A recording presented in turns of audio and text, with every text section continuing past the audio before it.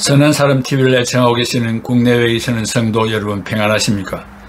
우리는 해마다 추수감사주일로 한 번씩 지킵니다. 연례 행사로 끝나지 않고 진심을 다하여 하나님 앞에 감사하는, 또 내 자신을 향해서도 보람을 느끼는 그런 감사주일이 되기를 바랍니다. 오늘 추수감사주일이라는 제목으로 1시간 말씀드리겠습니다. 해마다 맞이하는 추수감사주일입니다. 모든 삶이 다 그렇겠지만 습관이라는 것이 중요합니다. 감사의 생활도 신앙적인 습관이 매우 중요하다고 생각됩니다. 예수님께서도 기도 생활을 습관을 따라 하셨습니다. 누가복음 22장 39절 이하에 예수께서 나가사 습관을 따라 감난산에 가시매 제자들도 따라갔더니 그곳에 이르러 그들에게 이르시되 유혹에 빠지지 않게 기도하라 하시고, 여기에 습관이라는 말, 헬라말로 에도, 커스텀, 평소에 하였던 일들이 자연스럽게 거듭되는 것을 말합니다. 먼저 우리는 감사 생활의 생활화입니다. 미국의 동남부에 있는 버지니아주에 살았던 모자가 있었습니다. 아버지는 목사였는데 일찍 세상을 떠나셨고, 어머니가 가난을 모면하기 위하여 남의 집에서 세탁과 재봉일과 청소 등으로 끼니를 잇고 아들의 학비를 조달했습니다. 아들은 항상 어머니가 눈물겨운 고생을 하시면서 가정을 이끌어 가시는 것을 늘 감사하게 생각했습니다. 아들은 열심히 공부하여 미국에서 인류 대학인 프린스턴 대학에 입학하여 모범생으로 장학금을 받아 공부하여 졸업을 하게 되었는데, 졸업식에서 졸업 연설을 하게 되었습니다. 아들이 우등생이 되고 효자가 된 것은 감사하는 마음 때문이었습니다. 그런데 어머니는 아들의 졸업 연설 이야기를 듣고 고민이 생겼습니다. 아들이 졸업식에 입고 갈 변변한 의복이 없었습니다. 수석 졸업생인 아들이 최대한의 예의를 갖추고 정성을 다한 모습을 보여주고 싶었습니다. 집에 있는 옷 중에 가장 좋은 옷을 세탁하여 입혀 보내기로 하였습니다. 아들의 간절한 권유로 졸업식에 참석하여 맨 뒷자리에 쪼그리고 앉아서 경청했습니다. 아들은 연설을 마치면서 다음과 같이 말을 하였습니다. 제가 이처럼 무사히 졸업을 하게 된 것은 먼저 하나님의 보호하심과 인도하심의 결과이며, 또 나를 가르쳐 주신 교수님들의 덕분이었습니다. 또한 특별히 저 때문에 고생을 거듭하시면서 학비를 조달해 주신 어머니의 은혜입니다 라고 했습니다. 그리고 아들은 총장으로부터 받은 금메달을 청중 맨 뒤에 앉아 계시는 어머니의 목에 걸어드렸습니다. 진정으로 어머니를 사랑하여 최고의 훈장을 어머니에게 바치는 아들의 모습을 바라본 청중들은 모두 눈물을 흘렸습니다. 이 아들은 훗날 변호사가 되었고, 모교인 프린스턴 대학에서 교수가 되었고, 1902년에 대학의 총장이 되었으며, 8년 후에 뉴저지주 지사가 되었으며, 다시 2년 후에 미국의 제28대 대통령이 되었습니다. 그가 바로 민족 자결주의를 제창한 윌슨 대통령입니다. 그리고 노벨 평화상을 받았습니다. 불평의 습관은 어떤 일이 있더라도 청산하고 대신에 감사의 습관을 키워가야 합니다. 서양 사람들은 청교도들의 신앙 전수와 문화의 영향 아래 살았기 때문에 감사의 습관이 생활화되고 있습니다. 모든 것이 좋기 때문에 감사하는 것이 아니라 하나님이 좋으신 분이기 때문에 감사해야 됩니다. 옷을 입는 것은 버릇이고 습관입니다. 감사도 그렇게 일상적인 습관이 되어야 합니다. 감사 생활의 보상은 성공입니다. 둘째, 감사 생활의 역사. 1620년 9월 16일 윌리엄 브래드워드를 비롯하여 102명의 청교도들이 영국에서 심한 신앙의 박해를 이기지 못하여 포도주를 운반하는 상선 메이플라워를 타고 영국의 프리머스항을 떠나 신대륙으로 향했습니다. 오랫동안 항해 중 지치고 힘들었지만 12월 북아메리카 동북부 어느 연안에서 닻을 내렸습니다. 그곳은 지금의 미국 동북부 뉴잉글랜드 지방에 있는 매사추세츠주의 프리머스 항구였습니다. 종교의 자유를 찾아 미국으로 이주한 청교도들은 그의 겨울의 추위와 괴혈병 등으로 절반 이상이 목숨을 잃었습니다. 그래도 살아남은 사람들은 원주민이었던 인디언들의 도움으로 농사법을 배워 추수하여 식생활에 어려움 없이 정착할 수 있었습니다. 그리고 이듬해 가을에 풍성한 곡식을 추수하여 감사 예배와 축제를 3일간 열도록 지도자 브래드퍼드가 제안하였습니다. 정착을 도와준 인디언들을 초청하여 옥수수와 다른 곡물들과 칠면조를 요리하여 함께 나누어 먹었습니다.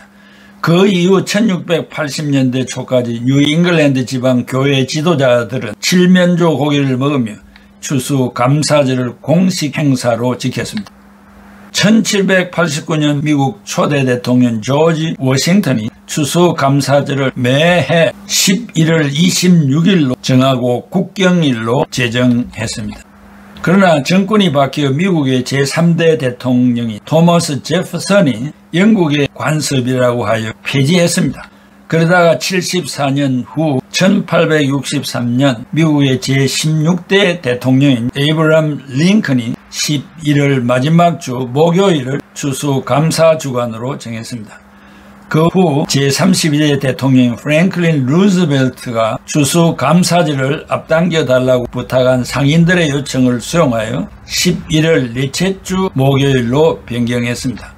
그리하여 미국인들은 해마다 11월 넷째 주 목요일이 되면 칠면조 고기와 옥수수빵, 펌프킨 파이를 먹으며 추수감사절을 보냅니다.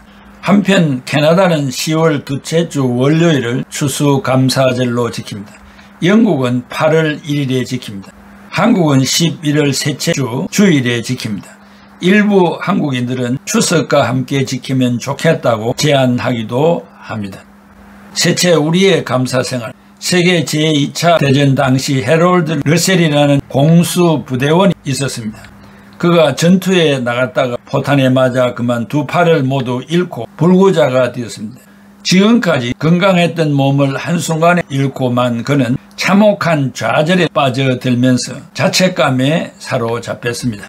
나는 이제 쓸모없는 하나의 고기 덩어리에 불과해 이러한 자책감을 가지게 되었습니다. 불구자로 변한 자신을 바라보면서 끊임없는 절망감에 몸서리 쳤습니다. 그러던 어느 날 문득 자신에게 잃은 것보다 가진 것이 훨씬 더 많다는 사실을 깨닫게 되었습니다.